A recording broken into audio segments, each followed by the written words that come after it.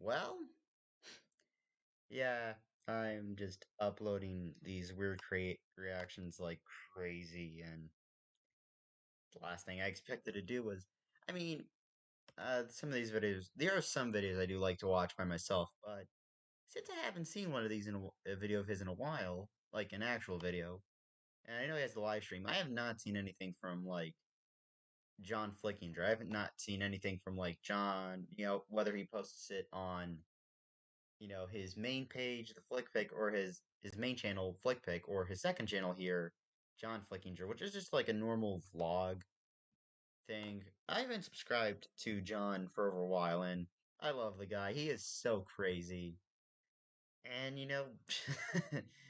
and I've liked seeing his weird evolution over the years. Is that he's kind of become more mature over the years, but he still has that crazy. He has that little fun energy with him, but he's like, matured in a way, So I like that. I've noticed lots of critics who started off, lots of people who started off on YouTube have later gone on and they've matured in their own way. Some of like, Tyrone Magnus, Jeremy Johns, all those guys. But yeah. Um yeah, I haven't really seen much from John, and I think John's been personally busy a lot, or maybe he's gone through a lot of fatigue. And from what I hear, I think it's because he's moving to another place. He keeps on moving. But yeah, yeah. What's the problem in that? Anyways, uploaded a video here. His first reaction to Space Jam: A New Legacy. So probably maybe a pre-enter the theater, and then he'll provide a little mini review. Space Jam: A New Legacy is coming out tomorrow, and it's been getting interesting reviews. Space Jam: A New Legacy. All right. Oh, Jesus. It is like the worst reviewed movie on. It's the worst reviewed movie on IMDb. 88% like the movie, 38 Metacritic, 38. But from what I've heard about this movie, it's bad. It's worse compared to the first one.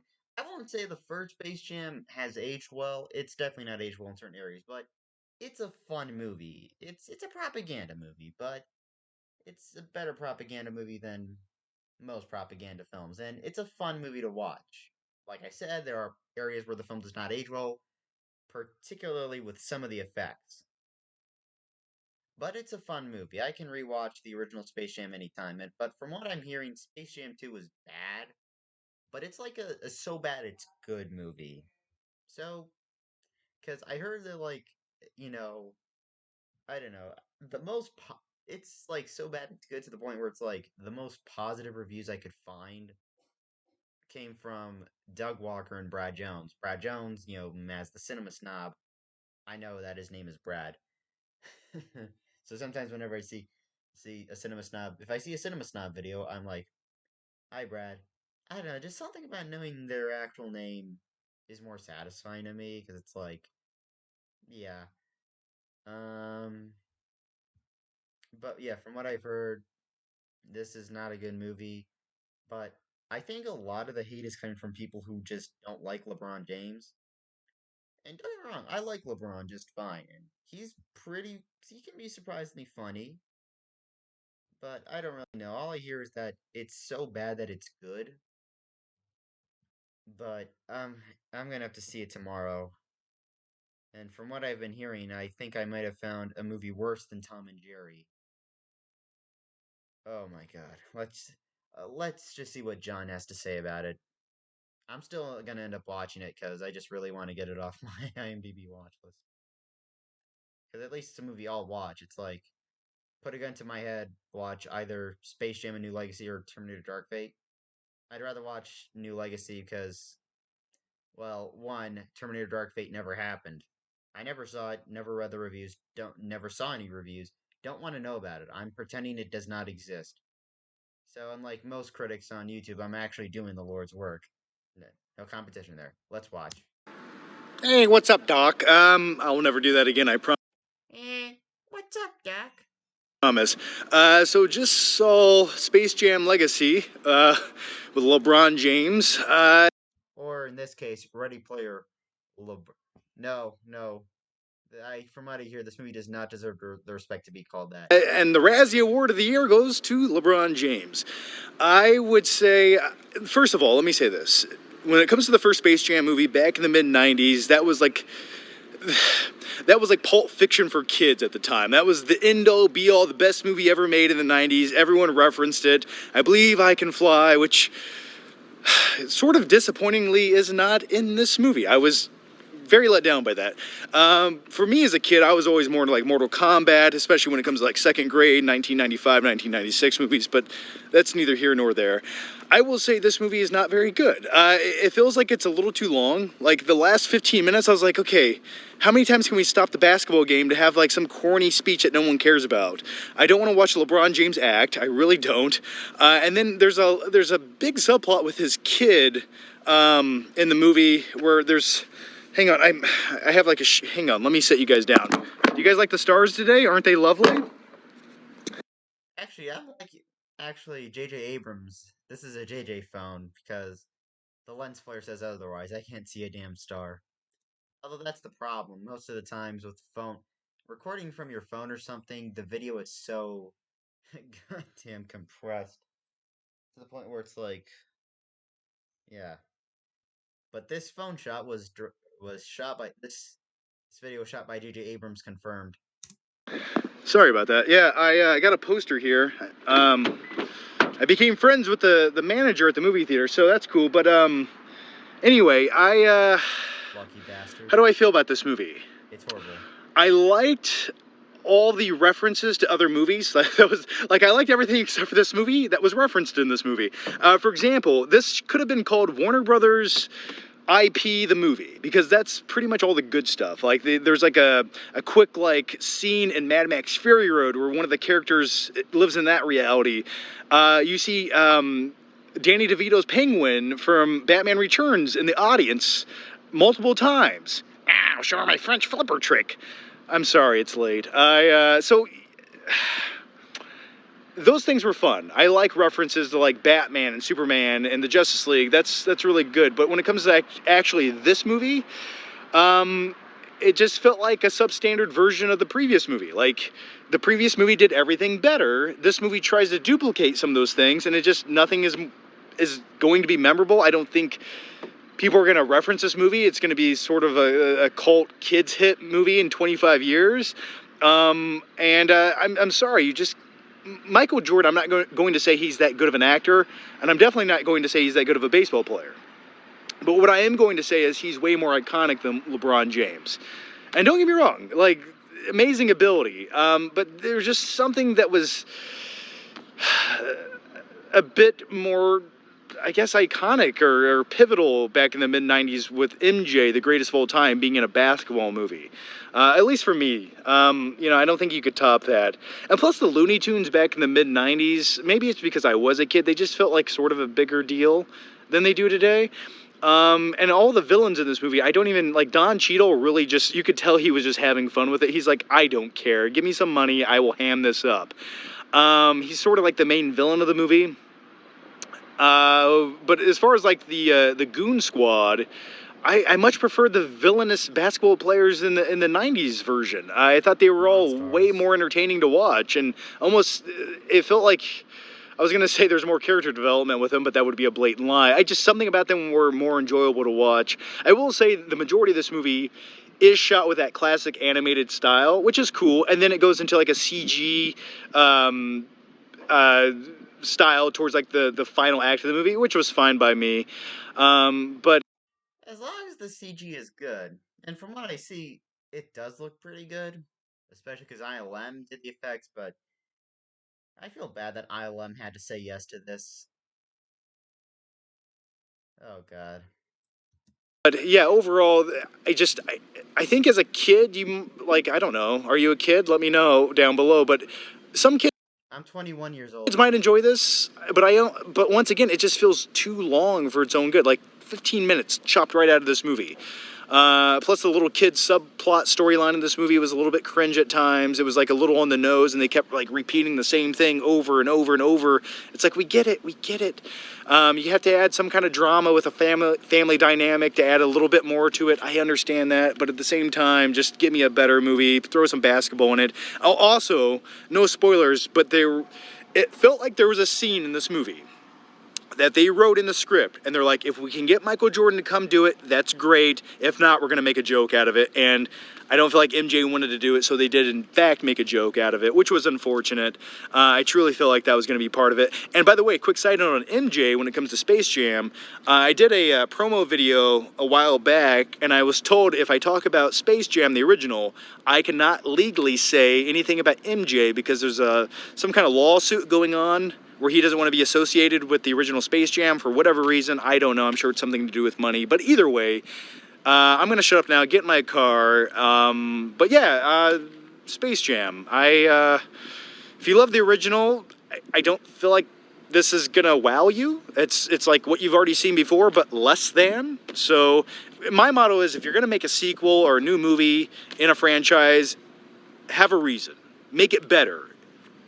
And I don't feel like this did anything better other than just showcase a lot of other Warner Brothers characters like Batman and Superman and things like that, which was cool. But if that's what your movie's going to rely on, I don't know. It feels like maybe the movie shouldn't exist. So anyway, yeah, let me know your guys' thoughts on Space Jam down below.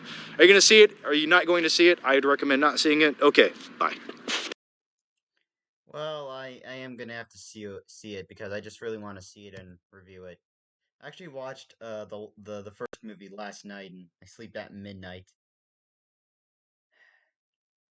But still, I think there was more effort put into this video than probably anything from what I hear in the new one. At least that's what I just hear. But hey, this is John Flickinger we're talking about. He puts out a lot of quality stuff. And most of the times I agree with him. Most of the times, meh. Actually, more recently I found myself disagreeing with my favorite film critics, and I realized, you know, yeah, I shouldn't really be more like them. I should just try and be my own. But that's hard. Yeah. I've been hearing a lot of that. I remember okay, I'm clicking on Rotten Tomatoes. Rotten Tomatoes. I remember that joke, Rotten Tomatoes. Alright. News and features. First reactions.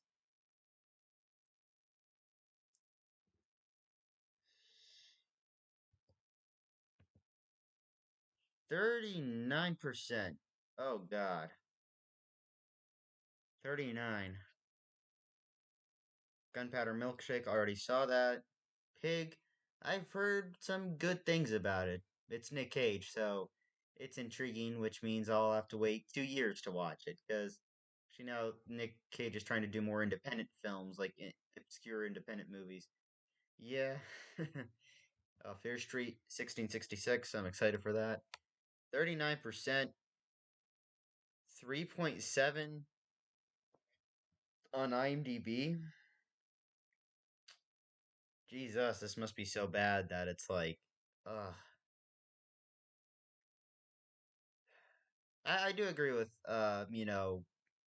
John though. You should make the sequel for a reason, you know, because the original Space Jam is a completely fine standalone film. You know, it is the original. I love the original, even though not all of it has aged well. But it's that movie where you just have fun with. That's what I say, and I think the part of the reason is because I was a kid when I saw Space Jam. I wasn't born in the '90s. I was born around before the new millennium, I think. I was born in the year 2000, 21, and I remember seeing it on Cartoon Network, and I enjoyed it. One because Looney Tunes, and I was into all things Looney Tunes, and I do remember there was one movie I used to love as a kid, but in recent years I don't know how to feel about it. I'm like that with a lot of films from my childhood. I realized, God, it's even worse than I imagined.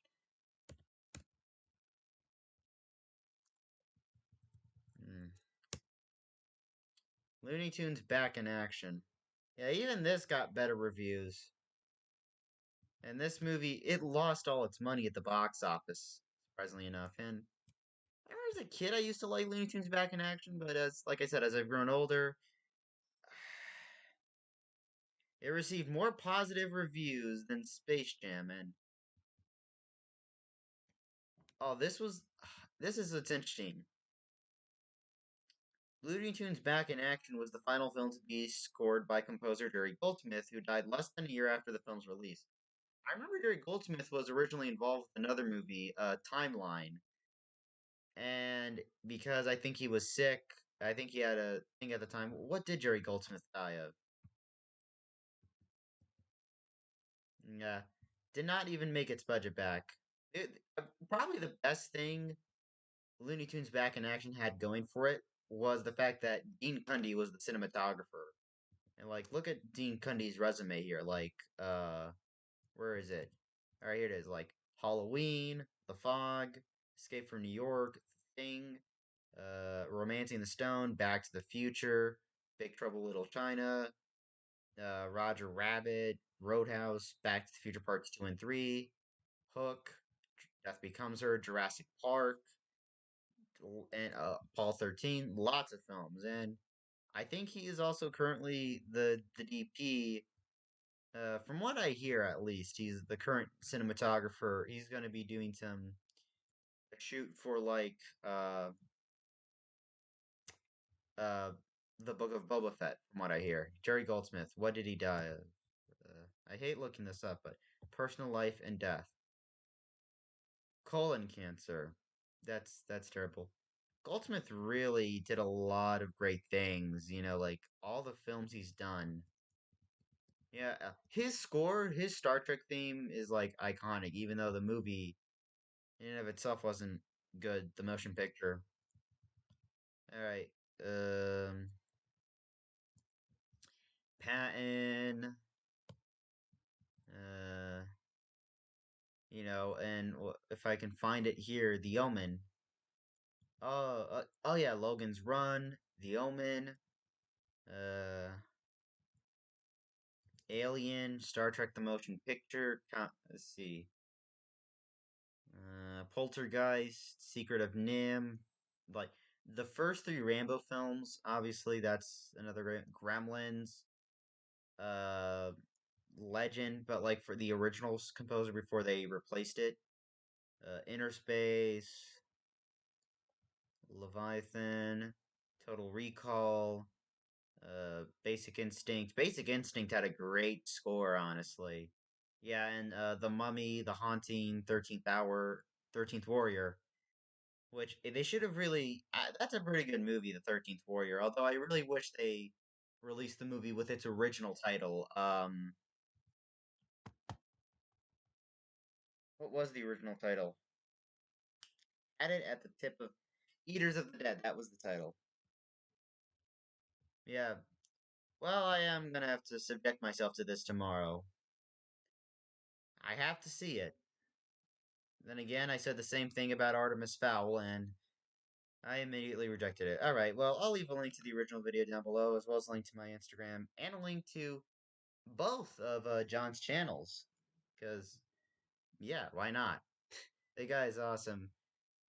So, yeah, thanks for watching. Don't forget to like, comment, subscribe. If you do subscribe, hit the bell to stay notified. And, yeah, it's Godspeed, everyone. Take care.